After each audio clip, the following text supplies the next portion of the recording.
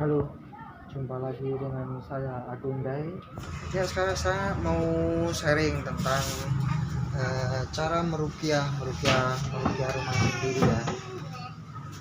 Ini saya sedikit cerita. Ini adalah rumah saya, rumah tempat tinggal saya sekarang. Masih ngontrak sih. Tapi rumah di area Pancoran ini ada 2 kamar, 1 ruang tamu, 1 tempat kamar mandi, 1 dapur dengan 2 kamar tidur ya. Itu saya kontrak seharga 1,5 juta. Tapi jujur sebelum saya tempatin ini dulu rumahnya terbilang angker sih. Nah, ini ruangan di sekitar tempat saya tinggal, gang gini ya. Itu gang depan rumahnya. Dengan di sebelah rumahnya juga ada rumah kosong gitu. Nah, jujur di sono-sono itu kalau yang indigo mungkin bisa lihat ya, ujung-ujung sono itu ada belokan ke kiri, itu ada kayak Mbak Kunti gitu katanya. Awalnya dulu rumahnya ini ya, kalau yang bisa lihat gitu ada penghuninya, mbak-mbak, katanya sih wujudnya mbak-mbak gitu di belakang. Nih coba ada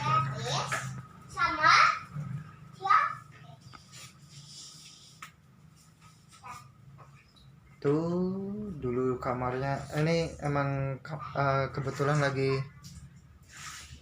mati lampu ya, belum sempat saya ganti sih. Di sini ada sebuah ruangan. Nah, ruangan ini agak lembab ya. Nah, terus di ujung itu ada apa, kayak akar-akar pohon gitu masuk nih. Akar-akar pohon masuk, lembab gitu. Nah, terus di sini, ini di balik sini, ini tadi ada toilet kan. Di balik toilet tuh ada ruangan buat jemur pakaian doang ya. Nah,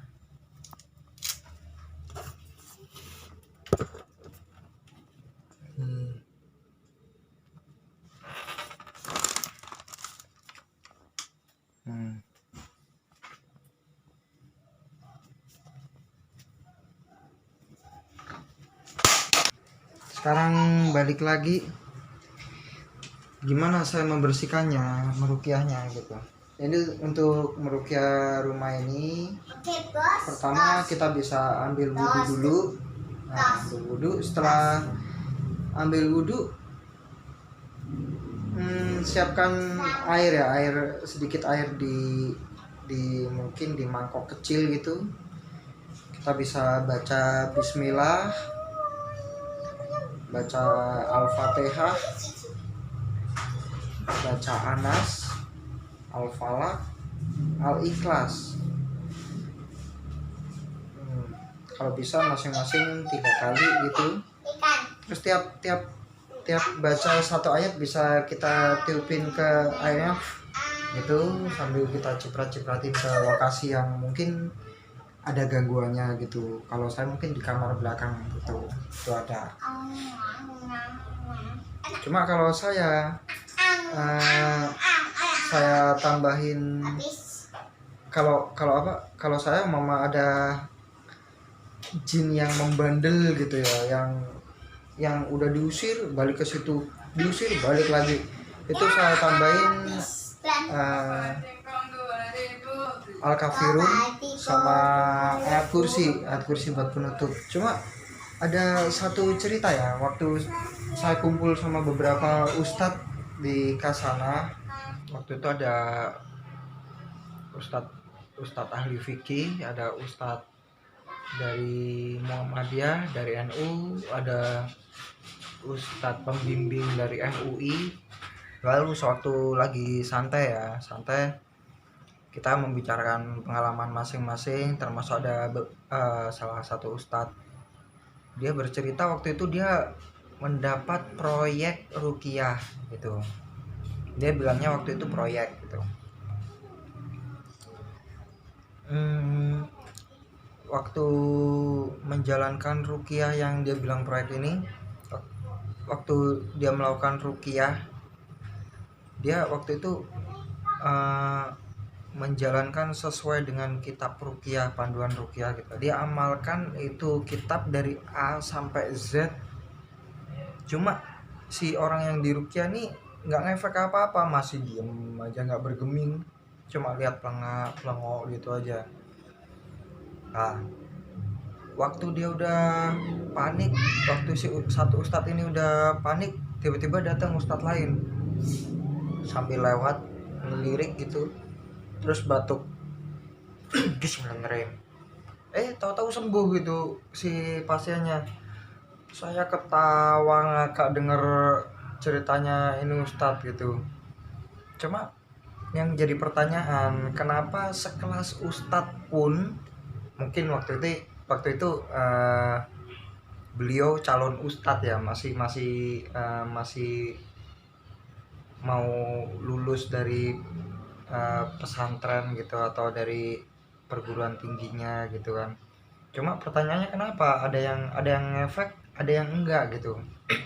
Sementara saya yang bukan ustadz, saya yang bukan sekolah di perguruan tinggi keislaman, saya bisa meruqyah rumah ini. Apa saya lebih alim, apa saya lebih wow gitu bacaan Qur'annya? Enggak juga kok. Jujur saya masih kacau gitu. Cuma kenapa kok ada yang efek, ada yang enggak? Nah, berdasarkan obrolan dari salah satu ustadz saya, guru saya, Ustadz Faizar.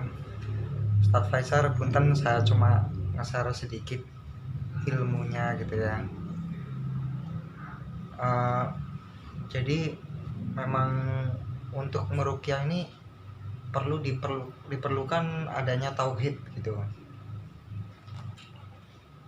Maksudnya tauhid tuh kita harus benar-benar mengesahkan sang pencipta gitu. Jadi jalan kehidupan sehari-hari juga perlu dijaga lah. Seperti apa ya? Percaya kalau ini pena keberuntungan saya, ini pena ini yang bikin saya lulus ujian atau apa, itu dihindarin lah, semacam gitu. Termasuk untuk menjaga tauhid ini,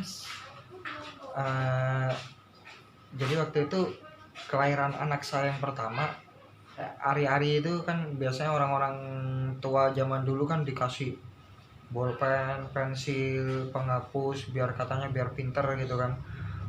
Pas kelahiran anak pertama emang saya sedikit masih gamang masalah ini ya, tapi begitu saya udah paham masalah tauhid ini, lahirlah anak saya yang kedua. Saya bener-bener udah mantap nolak gitu. Kalau yang pertama saya masih agak gamang karena mungkin ada dari keluarga gitu ya, pingin ini hari-harinya harus dikasih buku ini. Yang kedua saya benar-benar menolak. Bagaimana jika itu ada desakan dari orang tua gitu? Banyak hadis yang melarang kita membantah orang tua, kecuali untuk satu urusan syariah.